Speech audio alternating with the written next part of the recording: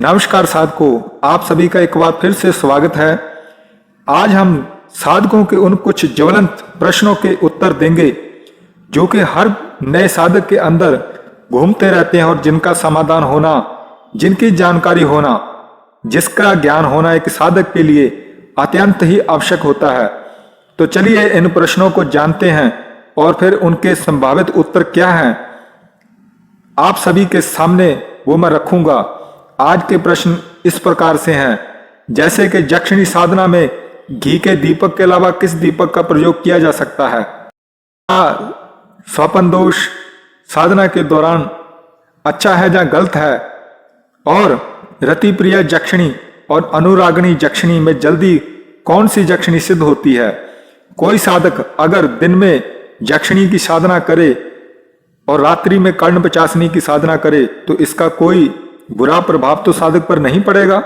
रति प्रिय यक्षिणी और अनुरागिणी यक्षिणी में कौन सी यक्षिणी साधक के चेहरे में आकर्षण की क्षमता और सुंदरता में ज्यादा वृद्धि करती है? और क्या यक्षिणी साधना में साधक प्याज और लहसुन का प्रयोग कर सकता है? और भट्ट यक्षिणी का मानसिक रूप से मंत्र जप घूमते फिरते किया जा सकता है? क्या इसका कोई प्रभाव होता है? तो साधकों, ये है आज के प्रश्न जो कि मूलतः यक्षिणी, कर्ण पचासनी और उसकी साधनाओं से संबंधित है। इसके अलावा और भी कुछ है, काफी चीजों के ऊपर अलग से जानकारी मैं दूंगा। तो पहला प्रश्न, जैसा कि एक साधक ने पूछा है कि यक्षिणी साधना में घी के दीपक के अलावा किस दीपक का प्रयोग किया जा सकता है? तो ज्यादातर ये बात जानते हैं कि यक्षिणी साधना में अगर सात्विक तरीके से उनकी साधना की जाती है तब घी के दीपक का प्रयोग किया जाता है, लेकिन ज्यादातर हम सुंदरता, आकर्षण और शक्ति या कभी कभी किसी भयानक चीजें जैसे मारण वगैरह जैसी चीजों के लिए प्रयोग करते हैं, तब अलग अलग दीपकों का प्रयोग किया जाता है। जैसे कि हम ये बात जानते हैं कि घी को, जो दीपक होता है, जो गाय का घी होता है, तो गाय के अंदर सभी देवी देवताओं का वास माना जाता है। इसलिए जहां पर किसी दीपक का वर्णन ना हो कि कौन से तेल के दीपक का यहाँ पर दीपक जलाया जाए, तो निश्चित रूप से उस जगह पर आप गाय के देसी घी के दीपक का प्रयोग कर सकते हैं। लेकिन कुछ विशेष साधनाएं, जैसे कि अगर कोई यक्षिणी या कर्ण पचासनी वर्ग की है, जैसे कि कर्ण पचासनी को ही ले लीजिए, कर्ण पचासनी पिशाचनी भी है और यक्षिणी भी है। जब वो शुभ स्त्री की स्थिति में होती है तब वह यक्षिणी कहलाती है, और जब वह निम्न स्तर की अशुभ कार्यों में प्रयोग करने के लिए सिद्ध की जाती है तो वो कर्ण पचासनी कहलाती है। तो इसमें घी का दीपक इतना फायदेमंद नहीं है। यहाँ पर आप सरसों का या तिल के तेल का या चमेली के दीपक जला सकते हैं। चमेली के तेल का दीपक ज्यादातर तब जलाया जाता है जब आने वाली शक्ति आपके साथ प्रेम संबंध और भोग इत्यादि चीजें ज्यादा करना चाहती है और आप उस शक्ति को आकर्षित करना चाहते हैं, क्योंकि वह भी आकर्षण से आपके साथ जुड़ी है और आप भी उसके आकर्षण में जुड़े हैं। तब ज्यादातर चमेली के तेल के दीपक का प्रयोग किया जाता है। इसके अलावा जब हम काली शक्तियों से जुड़ी हुई शक्तियों का प्रयोग करते हैं, क्योंकि महामाई काली को तिल पसंद है और जो शक्तियां हैं वह सारी की सारी देवी काली के वर्ग की ही होती हैं। ज्यादातर इसमें क्रोधित स्वभाव वाली, भयंकर स्वरूपों वाली शक्तियां को हम देखते हैं। तो यक्षिणी साधना में जब कोई आप दीपक का प्रयोग कर रहे हैं तो ये समझ कर कीजिए कि कौन सी यक्षिणी की साधना आप करने जा रहे हैं।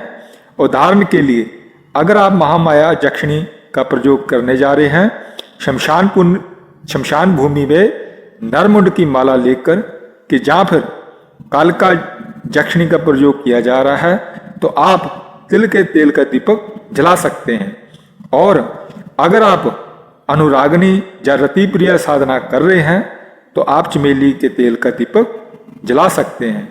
और अगर इसके अलावा आप भैरव शक्तियों से संबंधित या भैरव जी से जुड़ी हुई या उनके स्वरूप या उनके जुड़ाव रखने वाली शक्तियों से संबंधित यक्षिणी आदि की साधना कर रहे हैं, तब आप सरसों के तेल का दीपक जलाते हैं।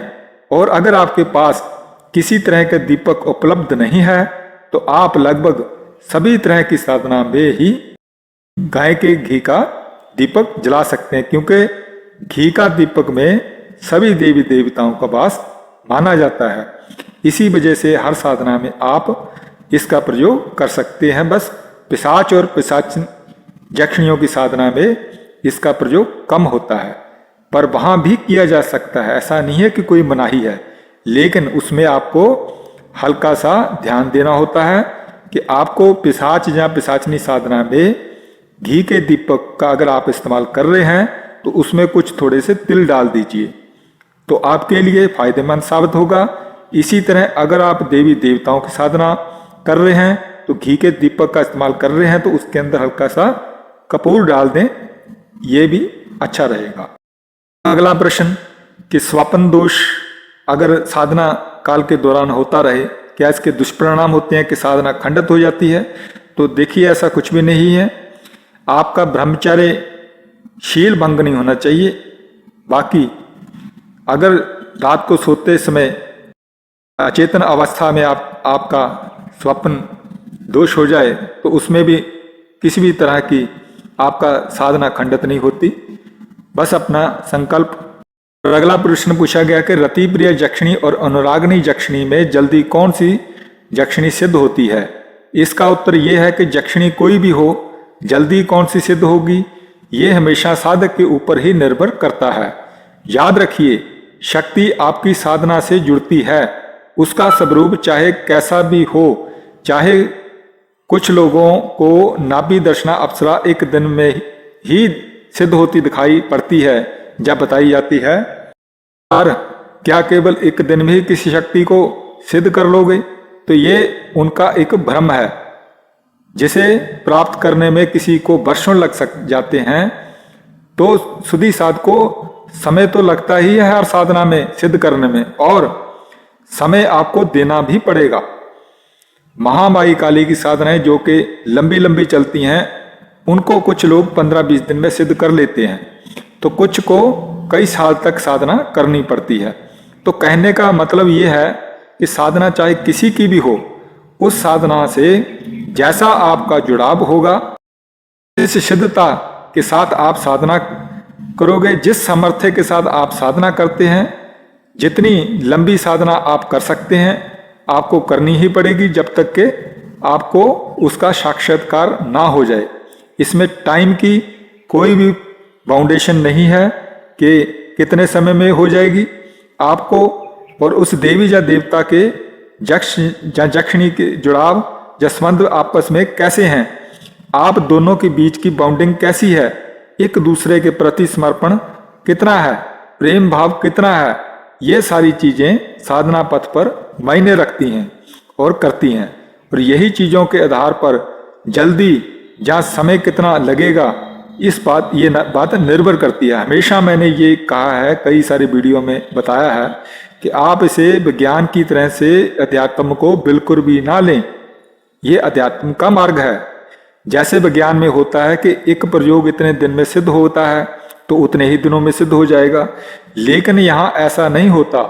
जो संख्या बताई जाती है, जैसे कि किसी साधना को बताया गया है कि 21 दिन की साधना है, 41 दिन की साधना है, तो इतने दिनों में आपकी बात आपके देवता तक पहुंच जाएगी, सिद्ध हो जाएगी। तो देखिए, आपकी बात आपके देवता तक पहुंच जाएगी अच्छी प्रकार से, लेकिन उस बात को स्वीकार को वो देवता करेगा या नहीं करेगा, वह आपको देखकर क्या निर्णय लेगा, आपके साथ किस प्रकार से व्यवहार करेगा, कैसी परीक्षा लेगा, ये कई बातें हैं जो कि शक्ति खुद तय करती है।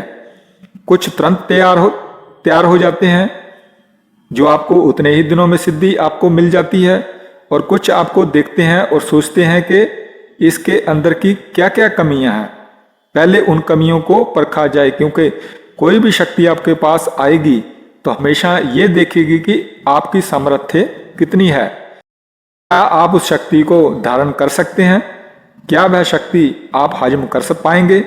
ठीक जैसे कहा जाता है कि खाना कितना भी खा लिया जाए, हजम करने की अगर सामर्थ्य नहीं है आप कैसा भी भोजन कर सकते हैं, लेकिन जिसको हजम ही नहीं होने वाला, तो फिर भी भोजन अगर वो करता रहेगा फिर उसका पेट ही तो खराब होगा, उसका वो पचा ही नहीं पाएगा और अपना स्वास्थ्य भी खराब कर लेगा। इसी तरह ये शक्तियां भी होती हैं जो हर चीज को समझती हैं, जो साधक के ज्ञान लेवल से हजारों गुना ज्ञान खुद के अंदर रखती हैं। वो परीक्षाएं लेती हैं और कभी कभी लंबे समय तक आपके भाव की परीक्षा भी लेती हैं कि अगर ये मुझसे सच्चा प्रेम करता है तो देखें ये कितने वर्ष तक मेरी साधना कर सकता है।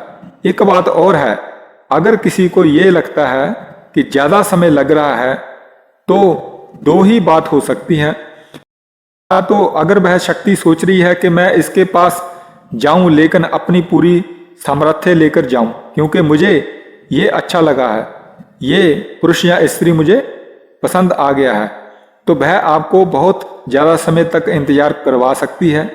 तब उसकी सामर्थ्य बहुत ज़्यादा होगी जब वो आपके पास आएगी। लेकिन कई साधक कभी कभी ये भी सोचते हैं कि अब तो मुझसे सिद्ध हो नहीं रही है तो चलो इसे छोड़ देता हूँ। तब भी शक्ति नाराज हो सकती है कि तुमने मुझे प्राप्त करने के लिए इतनी भी सब्र नहीं है तुम्हारे अंदर के कुछ समय तक मेरी आराधना कर पाओ। लेकिन इसमें एक प्रश्न ये भी आता है कि आप अगर साधना कर रहे हैं तो कब तक करेंगे, क्या है उसकी लिमिट। तो लिमिट मैंने आपको बता दी है। इस तरह की साधनाओं को 2 वर्ष तक की अवधि लग जाती है सिद्ध करने में, लगातार पूर्ण ब्रह्मचर्य के साथ। ये बात मैं पहले भी कह चुका हूं क्योंकि सबसे ज्यादा ब्रह्मचर्य आपके लिए महत्वपूर्ण रखता है साधना के क्षेत्र में। साधना में ब्रह्मचर्य सबसे बड़ी चीज हो जाती है। बहुत आसानी के साथ कोई भी शक्ति आपका ब्रह्मचर्य तोड़वा सकती है। पुरुष का वीर्य प्राप्त करके उसकी ऊर्जा ग्रहण कर सकती है, तो उसे फिर आपको जहाँ आपसे सिद्ध होने की आवश्यकता ही क्या रहती, क्योंकि आपने स्वयं ही उसको अपनी ऊर्जा दे दी। तो यह सिद्ध होकर आपके पास रहना क्यों पसंद करे। इसलिए साधक के इस प्रश्न में ये क्लियर है कि रति प्रिय जक्षिणी और अनुराग जक्षिणी में जल्दी कौन सी सिद्ध होती है। तो जल्दी वही सिद्ध होगी साधक जिसे जल्दी सिद्ध करना चाहे समय कितना भी कम या ज्यादा लगे, ये साधना पथ पर मायने नहीं रखता। हाँ, जिस भी गुरु से आपको ये तकनीक मिली है, साधना की विधि मिली है, उस गुरु ने भी उस तरीके से उस शक्ति को सिद्ध किया था या किया है, इसी में ही साधक की सफलता छुपी होती है। यह भी एक बहुत बड़ा कारण होता है साधक की सफलता या असफलता के लिए। अगला प्रश्न पूछा गया है कि अगर साधक दिन में जक्षिणी की साधना करे और रात्रि को कर्णपिशाचिनी की साधना करे तो इसका बुरा प्रभाव तो नहीं पड़ेगा।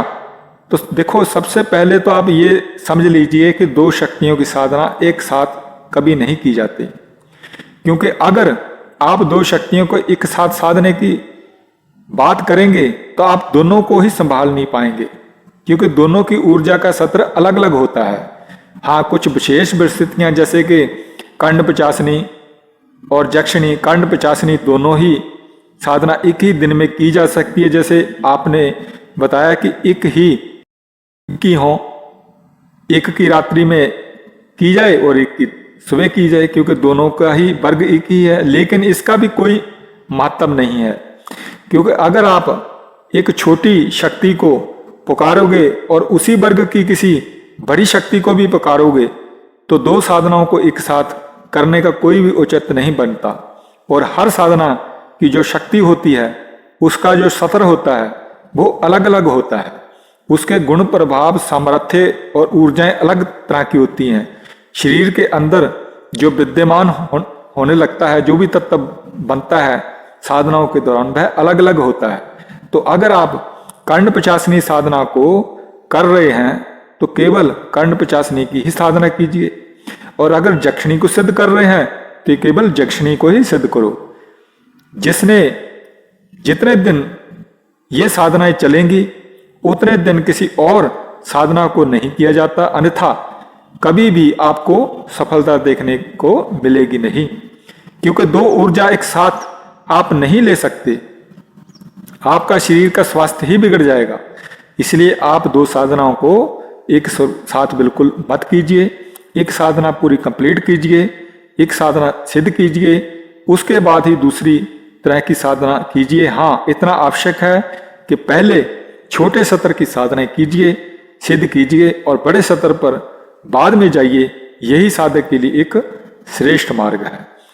अब आपने पूछा है अगला प्रश्न कि रतिप्रिय जक्षिणी और अनुरागनी जक्षिणी में कौन सी जक्षिणी साधना से चेहरे पर आकर्षण, सुंदरता, क्षमता आती है और रति और मैथुन में क्या अंतर होता है। तो देखिए, यह बहुत साधकों का ऐसा प्रश्न है जो चाहते हैं कि जब वो साधना करे तो उसका प्रभाव भी भौतिक जीवन में उनके ऊपर दिखाई पड़े। तो मैं यही कहूंगा कि रति प्रिय जक्षिणी रति क्रिया का मूल देवी है, शक्ति है। इसमें ज्यादा आकर्षण का प्रभाव साधक पर दिखाई पड़ेगा। साधक में इस चीज को अगर मैं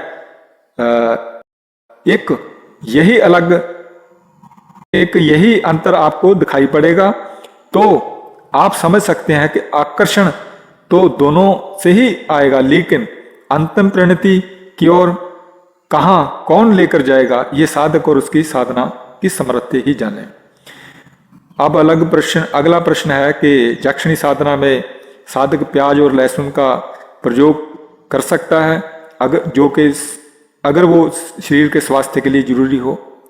तो देखिए, निश्चित रूप से प्याज और लहसुन एक वनस्पति है और मैं पहले भी बता चुका हूं कि इसके संबंध में बहुत ज्यादा गलत बातें प्रचलित हैं जो समाज में वैष्णववादी लोगों ने पैदा की हुई हैं। स्पष्ट रूप से प्याज और लहसुन को अच्छे से समझिए, तब फिर आप इस बात को जान समझ सकोगे कि कोई वनस्पति मांसाहार नहीं होती और प्याज और लहसुन सबसे बड़े एंटीबायोटिक हैं जो शरीर को प्राप्त होते हैं प्राकृतिक रूप से। प्रकृति ने हमें इन्हें प्रदान किया है। आपको एंटीबायोटिक एलोपैथिक दवाइयां खाने की आवश्यकता नहीं अगर आप सही प्रकार से प्याज और लहसुन का प्रयोग करते हैं। तो समस्या यह है कि प्याज और लहसुन दोनों शरीर में गर्मी पैदा करते हैं।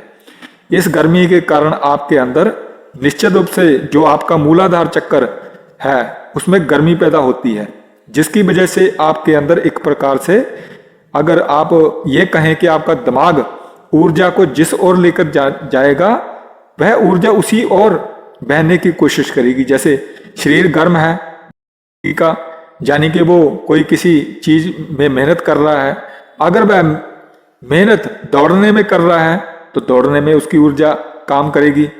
वह कोई कार्य कर रहा है तो उस कार्य में करने में वह ऊर्जा खर्च होगी। अगर वह काम वासना की तरफ दौड़ रहा है तो वह ऊर्जा फिर काम वासना की ओर पूरे शरीर को ले जाएगी। तो ऊर्जा को बढ़ाने के कारण अगर कोई व्यक्ति काम वासना या स्त्री संसर्ग या ऐसी कोई चीजों के बारे में सोचता है तो वह ऊर्जा उस तरफ दौड़ेगी। तो साधु संतों ने इस बात को समझा और उन्होंने कहा कि प्याज और लहसुन को प्रयोग नहीं करना चाहिए, क्योंकि अगर इसका प्रयोग हम करते हैं तो इसके माध्यम से हमारे अंदर काम वासना तेजी से बढ़ जाती है और फिर हम इसके कारण साधना में सफल नहीं हो सकते। तो धीरे धीरे ये बात उन्होंने कहना शुरू कर दिया अपने शिष्यों को, लेकिन ये चीजें साधु और संतों के लिए सही हैं। एक व्यक्ति जो कि समाज में रहता है, पूरी तरह से जीवन जी रहा है, उसके लिए प्याज लहसुन वरदान है और उसे अवश्य ही इनका प्रयोग करना चाहिए, क्योंकि ये सिर्फ साधना करने के लिए तो वो बंदा बैठा नहीं हुआ।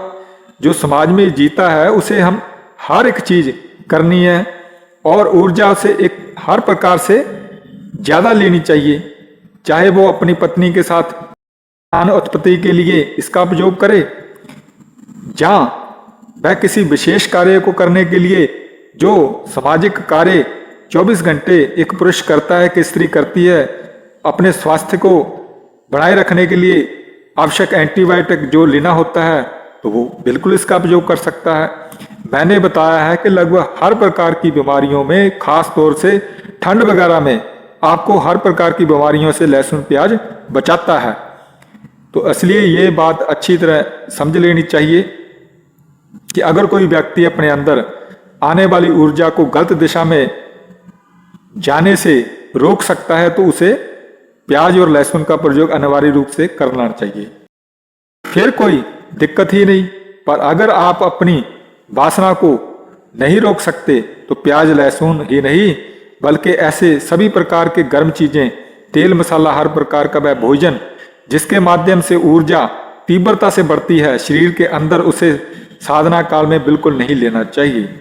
साधना के लिए विशेष रूप से, क्योंकि इसकी वजह से आपका कहीं वीर्य नाश ना हो जाए या फिर आपके अंदर वासना तीव्रता से बढ़ जाए, क्योंकि आप संभाल नहीं सकते उस ऊर्जा को, तो आपको नहीं खाना चाहिए।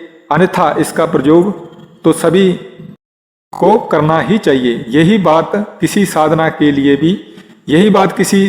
लिए भी है।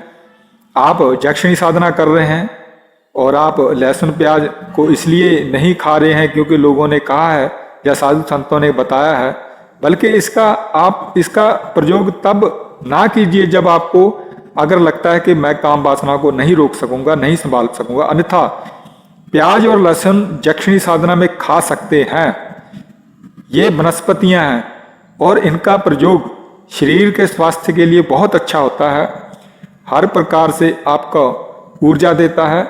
मुझे लगता है कि आप लोग जरूर समझे होंगे कि प्याज लहसुन खाने का वास्तविक अर्थ क्या है और साधु संतों ने इसके लिए क्यों इसको मना किया, इसको खाने से, इसे खाना चाहिए और इसे क्यों नहीं खाना चाहिए। अब अगला प्रश्न पूछा गया है आपने कि जक्षणी का मानसिक रूप से अगर मंत्र हम घूमते फिरते चलते फिरते जप किया जाए तो इसका क्या प्रभाव पड़ेगा। देखिए, ये साधनाएं जो होती हैं सब सकाम साधनाएं होती हैं, यानी जिनका कोई उद्देश्य होता है। तो ऐसे में मानसिक रूप से जप करके तो आप उस शक्ति को साथ जुड़ने का इसका इस्तेमाल कर रहे हैं, यानी कि मानसिक जप करके आप उस शक्ति के साथ ही जुड़ रहे हैं। इसलिए इन शक्तियों का मानसिक रूप से अगर आप जप करना चाहते हैं तो सिर्फ आप इनके प्रेम के लिए कर सकते हैं, इससे अधिक अच्छी तरह जुड़ने के लिए कर सकते हैं। अन्यथा मानसिक रूप से जाप का यहाँ करने या ना करने का कोई भी मतलब नहीं है। हाँ, जो साधना काल के लिए समय नियत किया गया है उसे समय के अंदर आसन के ऊपर बैठकर उचित मात्रा में, उतनी मात्रा में मंत्र जप करना आवश्यक है जितना के संकल्प किया गया है। बाकी मानसिक रूप से आप जप कर सकते हैं, अच्छा ही रहेगा। चलते फिरते आप किसी भी प्रकार से जुड़ते हैं तो अगर सब समय उसका चिंतन करते हैं, सब समय उसका ध्यान रखते हैं, उसी के बारे में सोचते हैं, उस शक्ति से ज्यादा जुड़ाव हो जाता है, तो यह तो व्यक्ति की स्वयं की स्थिति के ऊपर निर्भर करता है। मैं अभी तक के अपने साधना क्षेत्र के अनुभव के आधार पर यह कहूंगा कि आप किसी से भी जुड़े, चाहे आप उसका मानसिक जप करें या ना करें, लेकिन आपका उनके प्रति प्रेम समर्पण उनके अलावा और किसी अन्य तथ्य पर नहीं सोचना सबसे ज्यादा महत्व रखता है। एक साधक जो वर्षों तक साधना करता रहता है, किसी भी शक्ति की उपासना वह कर रहा है, मंत्र जप कर रहा है लगातार, लेकिन ध्यान उसका कभी भी नहीं करता, उसके बारे में सोचता भी नहीं, रूप का वो ना तो मंथन करता है ना उसके साथ जुड़ता है, वह फील ही नहीं कर पा रहा, उसका ध्यान भटकता रहता है, साधना कहीं कर रहा है, मन कहीं उसका और दौड़ रहा है, तो सिद्धि ऐसे साधकों को क्या मिलेगी। स्पष्ट रूप से ये बात जान लीजिए, चाहे आप कितनी भी साधना कर लीजिए, क्योंकि जब आप कोई काम मन से करते हैं तभी तो काम में सफलता मिलती है। अगर आपने कभी की है तो आप जानते ही होंगे कि किसी भी सूत्र को याद करना हो, तो कोई भी चीज को याद करना हो तो उसके प्रति आपको अपना मन लगाना आवश्यक होता है, उसको समझना आवश्यक होता है, उसके अंदर तक डूबना आवश्यक होता है। अगर आप ऐसा नहीं करते तो फिर आप वह पढ़ाई केवल नाम मात्र के लिए कर रहे हैं। एग्जाम क्या आएंगे साधक स्वयं सोच सकता है। इसी तरह ये सारी विद्या, चाहे वो यक्षिणी प्राप्ति की विद्या हो, उसमें आपको यक्षिणी से जुड़ाव आपका अच्छी तरह से होना ही चाहिए।